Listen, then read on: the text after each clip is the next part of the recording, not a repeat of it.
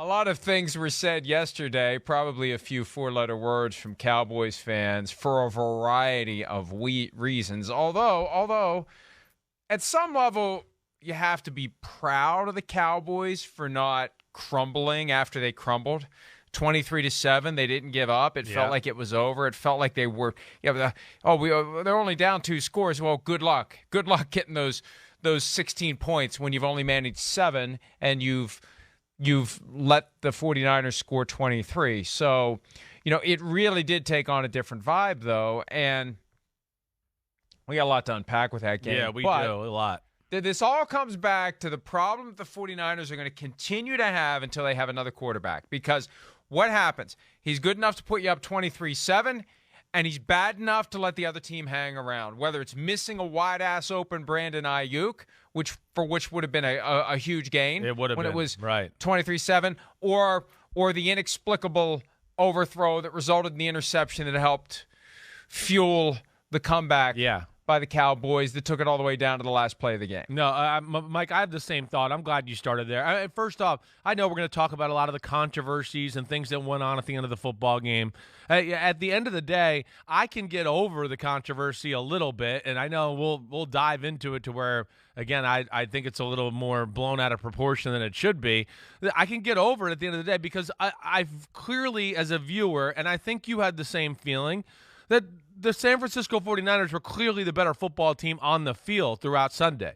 Yes, it came down to one guy, but it was domination for the most part of the football game. Like you said, even at 23-7, there they are. Dallas is desperate. It's a wide open Brandon Ayuk, like you talked about. He throws it over his head, and we're talking about a gain of, who knows? At least 25 yards, probably more than that with the way it looked and nobody in the screen, to where they're going to be down in field goal range once again, another first down or so. So that's where I look at it, and I know there's a lot there, but I did think that the 49ers showed that they were in a little bit of a different class than the Dallas Cowboys. Give them credit for hanging around. They made their plays when they had to, but I don't think there was any doubt in my mind, like I said, who the better team was. Not something you expect when the 3 seed takes on the 6 seed. And right. Michael Irvin was on NFL Network yesterday morning, a clear and obvious Cowboys partisan, as Tony Romo also seemed to be during the call of the game.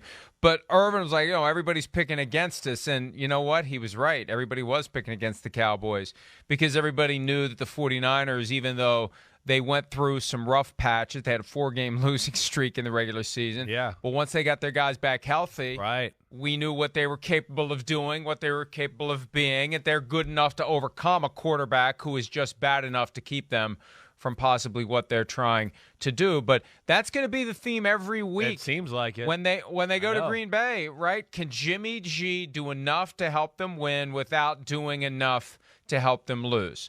And yesterday, it was just on the right side. But this week, you just don't you have this feeling that one of these weeks it's going to be just enough bad Jimmy G takes down the 49ers. It's what scares me. It does. Yes, again, like he tried to do that the year they went to the Super Bowl. This type of throw here for this, what we're talking about, a quarterback who's been winning, gone to a Super Bowl. It's a head scratcher. Not only to miss the target, but miss the target so egregiously that the wide receiver, who's athletic as hell, can't even get a hand on it. That's where you just go, what? He made some throws and plays during the game, and you just go, how does that happen?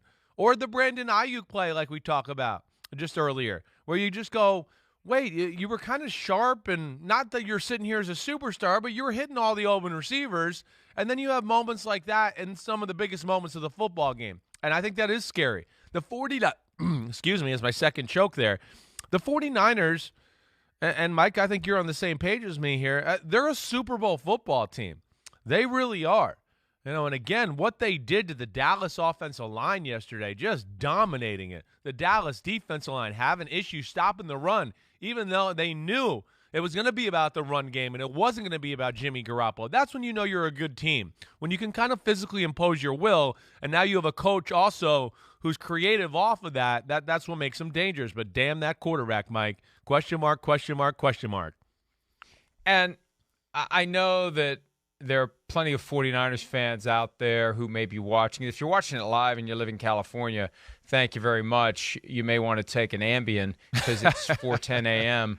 local time. You can watch it on demand. But either way, 49ers fans are not going to want to hear this coming right out of the gates, but you need to hear it because deep down you know that this is the thing that's going to give you restless nights. It's the reason you need Ambien between now and whenever the 49ers postseason run ends. And a lot of times fans don't want to hear it. No. Whether it's a two-anon reaction, or I guess in this case it would be a Jimmy non or a Gianon reaction. You get these fans that are so caught up in the rooting interest that they are incapable of taking a step back and being objective about the situation. And any objective assessment of the 49ers requires an acknowledgement that Garoppolo is good enough to help you win and bad enough to make you lose. And you never know which side of that coin is going to land. And now you have to spend the next several days worrying that bad Jimmy is going to rear his ugly head. Not that he's ugly, but bad Jimmy is. This is Dr. Jekyll, Mr. Hyde. We need to come up with a good name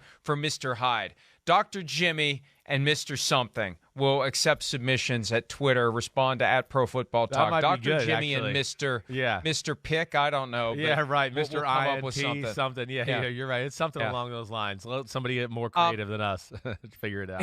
Or at least somebody who isn't in the middle of doing a live show while trying to brainstorm ideas for snarky names to go along with Dr. Jimmy.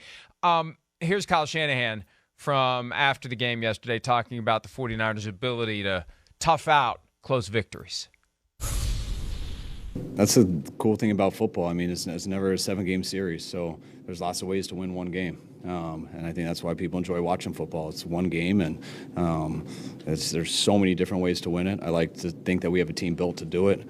You do that through experience, and I think we've won a number of different ways this year. And I'd like to finish people out better there at the end. I don't think we should have gave the ball back to them, which we definitely should not have with that mess up on 4th and 1. But I'm just proud of the guys that even when you did hit some bad adversity, that they found a way to still win, and gives us a chance to keep trying to get better. Yes, the mess up on 4th and 1, and it was 4th and like 1 inch, and it took forever to get to the point with the respot and the measurement, review, respot, remeasurement. And finally, they did the 4th and inches play, and it looked like the 49ers iced the game. But alas, they got themselves in a spot where somebody had moved prematurely, and that pushed the ball back 5 yards, forced a punt that gave the opportunity to the Cowboys. And there's how close it was. Knee down. Where's the ball? Bring out the sticks. Do the whole thing. And I appreciate the effort to get it right. They call it a game of inches, but, the problem is it's a loose game of inches at times, and you really are dealing with estimates. And because we still do the 2 sticks with 10 yards of chain in between them, it's not as exact. Right. This is exactly, you're right, exactly the situation where chips in the football, some sort of a technological device would have made this all moot. Now, I don't know. See, there are forces in the league that like what we just saw. They like the stretching of drama. The stick. Yeah. And they like that. And I'm telling you, you put that stick down, and you need a protractor as well to make sure it's a 90-degree angle. Because you move that thing to 89 or 88, and it's a first down. Yeah, you move it to 91 or 92, and it's not a first down. So I think they made the comment that all they needed was Gene Sterator's index card yesterday, which is it is a stark reminder of how old school and low tech the NFL is even today. And I don't sense, Chris, a real push that any of that is ever going to change. No, I don't. I think there's some coaches that want it. There is, but they're not going to grumble about it too much. They understand they don't want to hear the league and come down on them that way. But I'm with you, Mike. It doesn't seem like it's like we're a year away. I don't ever hear rumors like that from anybody I know in football. You're right. I think they'd kind of like this drama. They must like the human error to a degree, but yesterday that play especially was a play where it would have came very handy. It's a critical part of the football game, and it got very boring for like 4 minutes too. So that's where it would clean things up. for the younger child, whatever, who's watching the game going, damn, what are they doing? Why is this guy looking at the Microsoft tablet for the last 5 minutes, Mom? What is going on here? And added to the fact, I'm not sure they got it right. I don't know. I've watched that replay 20 times now, and I'm going, wait, they really can tell that the ball was down 3 inches before where they spotted it? I mean, they moved it back 3 inches. That to me is where it's just a little phony and hokey that way. And the problem is that pad that's on the ground, that doesn't really tell us anything. It looked like he got the first down, but there is a way to create and implement the technology that would make it exact. You would know exactly that the 10 yards were gained or not gained. Hi, I'm Mike Tirico, and thanks for watching. Make sure to hit subscribe for the latest news and highlights from NBC Sports.